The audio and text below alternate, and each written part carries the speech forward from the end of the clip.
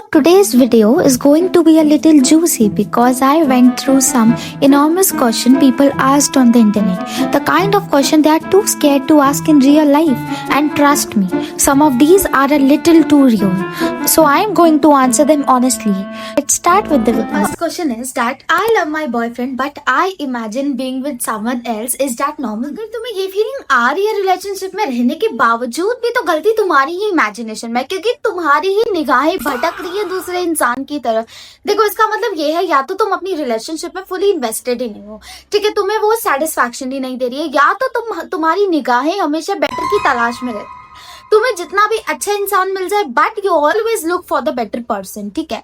तो इस चीज में उस बंदे की तो कोई गलती नहीं है, तो उसके तो एफर्ट्स को वेस्ट मत जाने दो, उसके तो टाइम को वेस्ट मत जाने दो। इसलिए choose one people at one. एक ही पर्सन को चूज कर लो, या तो जिसके साथ तुम रिलेशनशिप हो या तो जो तुम्हें अट्रैक्टिव लग रहा है, ताकि उसके भी एफर्ट्स ना वेस्ट हो और तुम भी अपना टाइम वेस्ट ना करो किसी गलत इंसान के साथ रहने में जिसके साथ तुम खुश ही नहीं हो या जो तुम्हें अट्रैक्टिव ही नहीं है। और इसमें गलती तो ऐसा मत बोला के लिए अच्छा नहीं था इसलिए मैंने छोड़ दिया। Girl, you are looking for the better one. तो या तो तुम उसे बोल दो हमारा सफर बस यही तक था, मैं और नहीं रह सकती because I am finding someone else attractive than you. या तो उसको डायरेक्ट बोल दो ये चीज, गलत एलिगेशन लगा के मत जाना बस। या तो तुम बोल के निकल जाओ ना, ठीक है, आई am finding someone else better, तो वो बेटर ऑप्शन होगा। एंड अगर इफ यू आर फाइंडिंग एक या दो बार तो इट्स नॉर्मल, बट अगर तुम हर बार ही उसको अट्रैक्टिव फाइंड कर रही हो that's not normal, that's not random.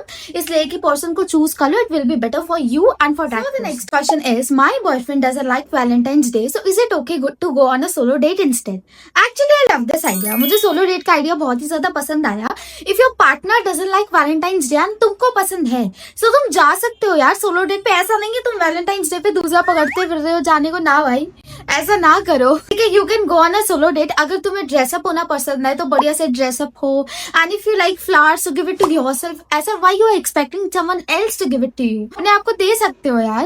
And अगर तुम्हें फूड पसंद है so go on a food date, and तुम्हारे पास बहुत सारे ऑप्शंस हैं सोलो डेट के, सो तुम जा सकते हो, ठीक है। और अगर तुम खुद के साथ ही टाइम नहीं स्पेंड करोगे, how you are expecting someone else to spend time with you? तो जाओ और एंजॉय करो, ठीक है, किसी पे डिपेंडेंट मत रहो, specially on Valentine's day. If you like it so celebrate it the way you like it. So the next question is why do some guys talk at night but barely talk during the day? I am under the water. Please help me. इस पे मैं ज्यादा बोलना नहीं चाहूंगी, but अगर वो तुम्हें सिर्फ रात को ही टेक्स्ट कर रहा है और दिन में उसकी बिल्कुल भी खबर ही नहीं होती है कहाँ है वो, गायब है कहाँ है, so girl understand it, you are not the priority. तुम प्रायोरिटी हो ही नहीं, तुम सिर्फ रात वाली प्रायोरिटी हो। तो जरा सोच लो कि आगे बात करनी है नहीं करनी है, क्योंकि इस मुद्दे पे मैं ज्यादा नहीं बोलना चाहूंगी। इसलिए प्लीज आप खुद ही समझ लीजिए कि अब तुम प्रायोरिटी नहीं हो, वो सिर्फ तुम्हें एक ऑप्शन की तरह ले रहा है, तो समझ लो। क्वेश्चन के बाद तो नेक्स्ट पे जाना बनता है भाई। सो the next question is my boyfriend treats me very well but I do not feel the butterflies anymore, so it's that mean the relationship is over?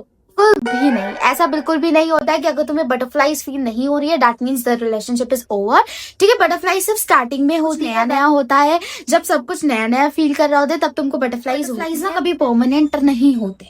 और इसका मतलब ये नहीं है कि तुम कहो अरे अब तो हमें बटरफ्लाइज ही नहीं आते रिलेशनशिप में तो हमें दूसरे पे मूव ऑन कर लेना चाहिए। गर्ल प्लीज मत करो, तुम्हें जी समझनी पड़ेगी रिलेशनशिप में रह के सच में खुश हो या तुम्हें उस इंसान की आदत पड़ चुकी है इसलिए तुम उसके साथ हो। तुम्हें डिफरेंस समझना बहुत जरूरी है एंड उसके बाद तुम्हें डिसीजन लेना चाहिए कि ठीक है ये रिलेशनशिप ओवर हुई है या नहीं हो रही। अगर तुम खुश हो तो तुम्हें क्यों मूव ऑन करना है यार, तुम्हें क्यों ऑप्शंस चाहिए अपनी लाइफ में? तो इसलिए ऐसा नहीं होता, ठीक है, बटरफ्लाई सिर्फ स्टार्टिंग का फेज होता है, ऐसा नहीं है अगर तुम्हें बटरफ्लाईज नहीं आ रही है तो द रिलेशनशिप इज ओवर। कभी ये चीज मत समझो। अब आते हैं इस सेगमेंट के लास्ट क्वेश्चन पे। सो is it a red flag if guy never post you but it's very active online? देखो जरूरी नहीं है जिस इंसान के तुम साथ हो वो पब्लिकली शो करना चाहता हो सकता है तुम पब्लिकली शो करते हो but he is a very private person. But अगर वो अपनी सारी जितनी भी उसकी लड़कियों में फ्रेंड्स है या जितनी भी उसके दोस्त है जितनी भी उसकी पार्टीज है he is posting each and everything, तो क्वेश्चन अराइज होगा ना। तो तुम कलेश मचा सकती हो, तो तुम क्वेश्चन कर सकती हो उसको।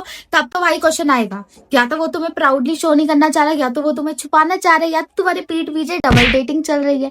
तो अगर ये क्वेश्चन आ रहा है तो उससे पूछ लो, बट अगर वो कुछ भी पोस्ट ऑनलाइन नहीं कर रहा है, is a very private person, तो कभी भी वो रेड फ्लैग। ये चीजें हो रही हैं, दो चीजें डिफरेंस है। अगर वो कुछ भी पोस्ट नहीं कर रहा है तो कभी भी रेड फ्लैग नहीं है। अगर वो सब कुछ पोस्ट कर रहा है, बस तुम्हें ही ऑनलाइन शो नहीं कर रहा है या स्टोरीज नहीं लगा रहा, पोस्ट नहीं कर रहा, तो भाई हाँ है red flag, this is a very big red flag, और तुम क्वेश्चन कर सकती हो। So that's it for this video, I hope you like it, and if you want part 2 or the self version of this video, so let me know. Trust me, internet has lot more to say.